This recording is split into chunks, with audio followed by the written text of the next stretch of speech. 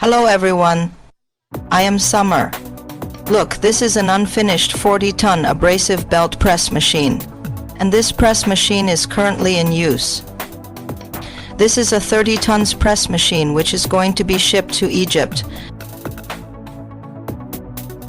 As you can see, we can now control the machine in several ways.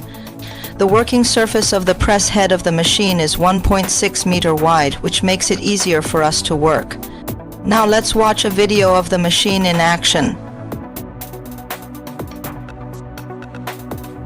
Abrasive belt press machine produced by Tano adopts compressed air as its power, avoiding the problems of high oil temperature, complicated structure and low speed of traditional hydraulic presses, etc.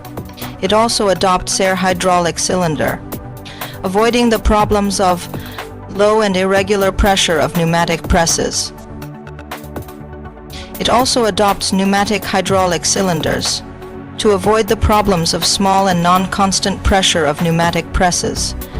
At the same time, through PLC program control, multi-cylinder linkage, to achieve accurate pressure control, time control.